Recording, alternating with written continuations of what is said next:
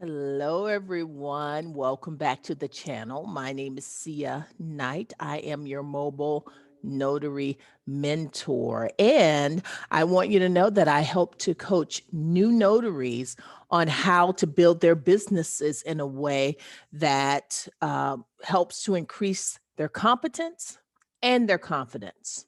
Okay, so in this video, I'm going to talk about competition. I'm going to talk about competition. Specifically, how do you compete with banks who notarize for free or for with UPS who kind of will notarize for $5? How do you compete with that? That's what we're going to talk about in this video. Before we get started, I want to make sure that you know about the new notary workshop, in which we go over the fundamentals on how to conduct a proper signing. We go over pricing, we go over marketing and those types of things.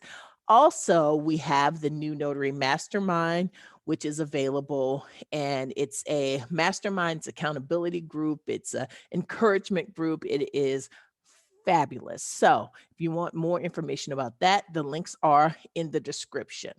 But until then, let's talk about competition. Now, it's interesting because how to compete, that's really a fair question.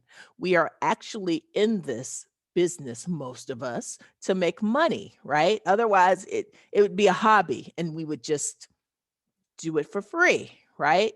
But I want to talk about the times when you get a call, when someone calls and says, "Hello, how much is it to notarize a document?" You state your price and they say, "What? I could go to the bank and get it notarized for free."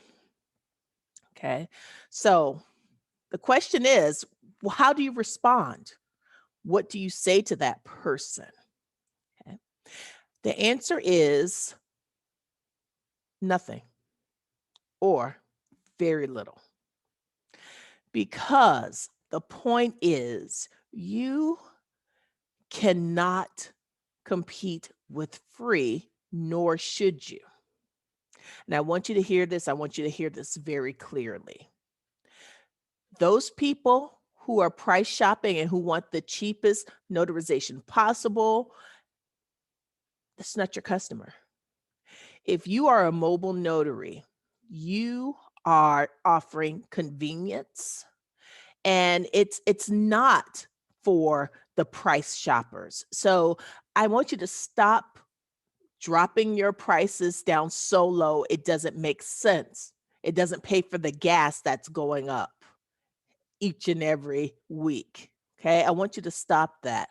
I want you to set your price. I want you to be confident in it.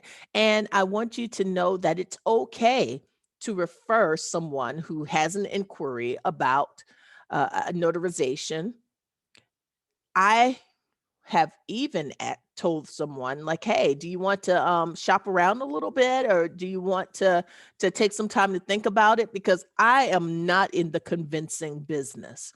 People know whether or not they need something notarized, and they also know if they have the time to go to the bank to see if they can get an appointment, to see if the notary is there, to see if the notary will notarize the document that they need, because they don't notarize all documents. So they know if they have the ability and the willingness to go through that. If they are, I think I wish them good luck. And I don't mean this in a facetious or shady way at all. But my customer is the person who maybe has an elderly person, is an elderly person who can't get out of the house. I had a client whose leg was broken in three places. So they couldn't go out, they couldn't leave. Of course, during COVID, I had a lot of customers. Oh, and I'm looking a little blurry. Let me see. I had a lot of customers who did not want to be around a lot of people. So those are your customers. These are not the folks that are going to do a lot of comparison shop. Okay. So I want you to know that, and I want you to be confident when you cite your price. So that's it for this episode.